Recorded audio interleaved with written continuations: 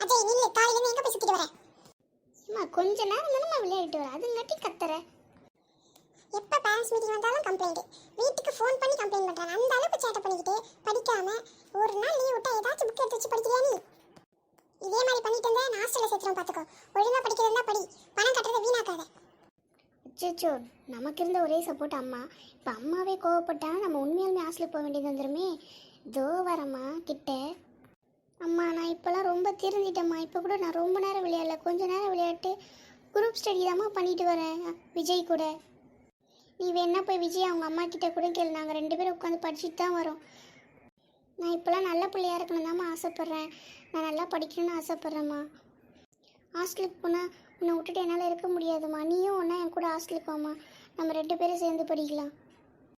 ஐயோ இவனை படிக்கிறதுனா இவன் என்ன படிக்க கூப்பிடுறான்? எனக்கே படிப்பு வராதான், நான் கல்யாணம் பண்ணி செட்டில் ஆயிருக்கேன். சரி அஜய், இனிமே ஒழுங்கா படிக்கிற புரியுதா? விளையாட்டுலாம் கம்மி பண்ணிட்டு இனி நெக்ஸ்ட் பேரண்ட்ஸ் மீட்டிங் வரும்போது உன்னை பத்தி மிஸ் நல்லா சொல்லணும். அந்த அளவுக்கு நடந்துக்கும். இந்த ஒரு முறை உன்னை மன்னிச்சு விட்டுறேன். சரி, எனக்கு கொஞ்சம் கிச்சன்ல வேலை இருக்கு, நான் போறேன். எனக்கு தான் தெரியுமே, உன்னையும் சேர்த்து கூப்பிட்டா நீ ஓடி போயிடுவ, எனக்கு தெரியுமே.